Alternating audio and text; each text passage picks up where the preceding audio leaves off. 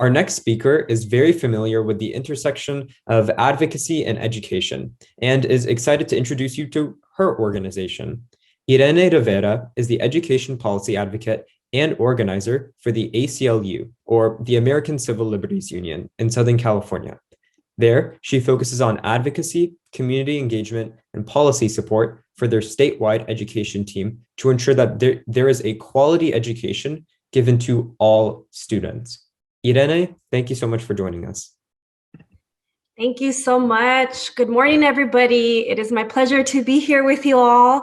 I'm really excited to talk more about our organization and ways that you all can potentially be involved. So let me go ahead and share my screen. All right, let's do this. Okay, great. So as I mentioned, my name is Irene Rivera. I'm a senior policy advocate and organizer with the ACLU of Southern California, and I use she, her pronouns. And so the ACLU nationally is an organization that has existed for a little over 100 years. We are a national nonprofit organization, and we focus on protecting and defending the civil rights and liberties of all people in this country. And so we uphold the US Constitution and the Bill of Rights. A lot of our work is centered on that. And so we actually have offices in every single state, as well as Puerto Rico, which is really great. And the picture that is in front of you right now, that is actually our ACLU of Southern California office based in Los Angeles. My office is actually right here, right next to some students from the Youth Liberty Squad, which I'll talk about in a little bit. But we do work on various issues, both nationally and statewide. We also have specific issues. And so what's unique about California is that our state is so large. And so we have 3 affiliates to kind of cover the entire state. So we have ACLU of Northern California, which covers San Francisco, Sacramento, Fresno, basically Fresno and up. I work out of ACLU Southern California, which covers Los Angeles, Bakersfield, and San Bernardino, as well as Orange County. And then we have our 3rd affiliate, which is ACLU San Diego and Imperial Counties, which covers San Diego, of course, El Centro, that area. And together we make the ACLU of California. And so some of our statewide issues that the ACLU California works on are the ones listed here. You know, they range from criminal justice and drug policy, education equity, immigrants' rights, LGBTQ rights, police practices, tech and civil liberties, reproductive justice and gender equality, voting rights, and racial and economic justice. So we cover a very wide range of topics, and our work varies in the way that we approach it. Oftentimes, a lot of folks, when they hear or think about the ACLU, they automatically think we're the organization that does primarily lawsuits. We sue administrations, maybe states, maybe school districts, whatever it may be. But interestingly enough, we actually, litigation is only one piece of our work, right? We have an integrated advocacy model, which means that aside from just doing litigation work, we also do a lot of legislative work. On top of just general policy advocacy, community organizing, and education. And so anybody that's involved in our organization, whether it be as staff, as volunteers, or actual members, in one way or another, we all get an opportunity to engage in this work in various ways. So you don't have to be an attorney to work at the ACLU, because that's definitely not who I am, right? I am a community organizer and a policy advocate, which is really great because you still get to dive into the legal aspect of the work, but still work in community if that's something that you're really interested in. So as I think I mentioned earlier, I'm part of the Education Equity Project at the ACLU of Southern California. And so our team, it is a statewide team. Most of us are based here in Los Angeles, but we work to protect the constitutional rights of all children to equal educational opportunity, right? And so oftentimes a lot of our work is centered on those who have been historically marginalized and under-resourced by the public school system. This might include students of color, LGBTQ youth, Indigenous youth, students with disabilities, and low-income youth. So a lot of our campaigns, whether they be locally or statewide, usually have an end goal to ensure that these particular groups are receiving the education that every single child or student in this case in the state is entitled to. And so some of our current work for the Education Equity Project, it's not limited to this, but this is really what we are prioritizing at the moment. However, sometimes we have to pivot and we have to cover different things. But this is what's exciting about the ACLU, that you can be working on one thing one day and then the next day you have to pivot because of the changes that are happening in our communities or in our state. So it's a very fast-paced work environment, which is something that I truly value because I get to cover and collaborate with different folks on different issues. But right now we do focus primarily on just general student rights, school funding, which is a really big one at the moment too, student health, art access in schools, LGBTQ student rights, digital privacy, and even more so because of this past year of the pandemic and how a lot of students had to shift into virtual learning. This actually is some work that is going to continue for us. And lastly, we use that hashtag counselors not cops, but this is essentially some of our school-based mental health.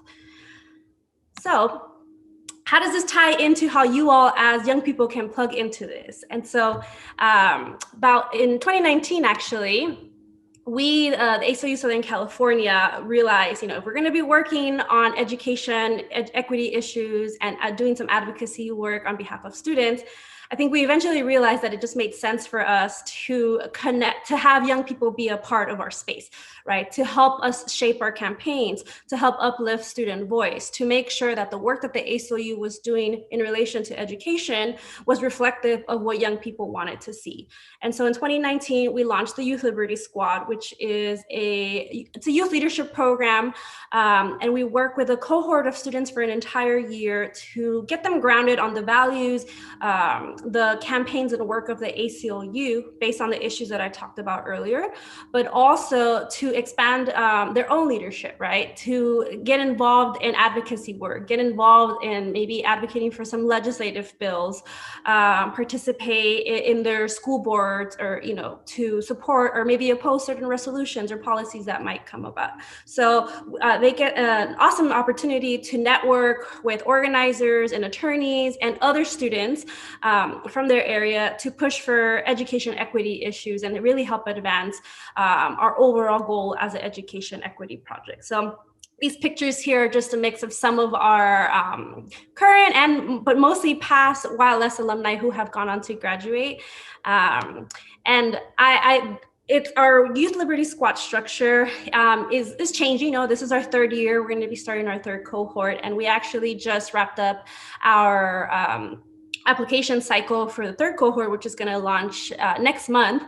But there's two really main ways that students can get involved. The first one being is we have our LA County-based cohort, which is our core group of leaders. These students are the folks that apply to be a part of this program, and it's a year-long commitment.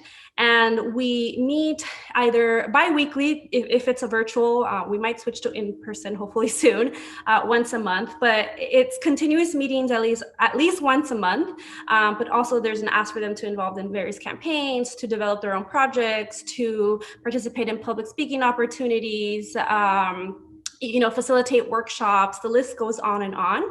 And one really great thing about our core group of YLS leaders is that they get a $500 stipend at the end of their involvement for the entire academic year. Um, I will say that this one is, we try to base it mostly in LA just because a lot of our education equity work is based here. I'm based in LA, and so oftentimes it's we try to keep our core group for students who are in Los Angeles County. But if you're not in the area, we also have a statewide cohort, which we have students who are considered general members. That's open to all. You basically get the same opportunities, especially we look to this group when we have legislative work and we need speakers or we need representation from youth from across the state. And we actually have a student who participated in the Ed100 conference last year. Her name is Millie. She's actually down here in this picture. I met her actually through the Ed100 conference, and she has really helped us develop our statewide cohort and has put together really great events here in the community. And so if you all still want to get plugged into the YLS work and bring some of the campaigns and issues, uplift them to your peers wherever you're from, the statewide cohort is open to everyone, and meetings will eventually start soon. So I will make sure that when we have our follow-up meeting after this conference, if you just want to learn a little bit more about the Youth Liberty Squad, whether it's our core group based in LA or just a statewide cohort, we're going to have a follow-up meeting to discuss just the general structure, upcoming opportunities, and just how to remain involved with the ACLU, because we do a lot of great work. Even in the summer, the work continues, and we would definitely benefit from having more youth in the space. So I will leave you all with this. If you want more information just generally about the ACLU Southern California, there's our website. I highly encourage all of you to visit our My School, My Rights website, which is a microsite that was developed for students. If you have questions about your rights in school, just make a note that this is primarily for students who attend public schools, because the rules or just some laws might not apply so much. Not lost, but some policies might not apply so much for some charter schools and private independent schools because they have a little bit more flexibility. So just be mindful of that. And if you just want to get some cool data about where your schools are in terms of certain issues, you can visit our aclusocal.org education justice tool. And finally, feel free to follow us on social media at ACLU SoCal and our Youth Liberty Squad, where we update a lot, or actually the students update a lot about the campaigns that they're working on and just highlighting some of the work that they do. So if you all have any questions, I don't know how much time we have left. I wasn't keeping track of the chat box too much, but please jot down my email. I'm always happy to answer questions via email and follow up as needed. So with that, thank you all so much, and I'll pass it back to Zane. Thank you so much, Irene, for that presentation and pitch. We have a few questions, but unfortunately, we only have time for one question. And so our first question is, you talk a lot about ACLU Southern California, but some NorCal students were wondering how they could get involved as well. Yeah, absolutely. So if you're more in NorCal, ACLU NorCal is the office that would probably fall more aligned to your needs. Oftentimes, the biggest way to do is either to ask to volunteer in events that they're putting together. Internships is a great way to look into. I think most of our affiliates have a link where you can apply for internships during the summer, fall, whatever it may be. And there's local chapters of the ACLU too. I know NorCal has quite a few of them. And so you might just have to do a little digging, or you can email me directly and I can guide you in the right way if you want to just connect with someone, or if there's a particular issue also that you are interested in, it might just be easier for me to also just connect you directly with that team or lead so that they can potentially offer some ways for you to support some of the campaigns. Awesome. Thank you so much, Irene, for that presentation. And we'll forward any other questions that came up in the chat that we couldn't get to you.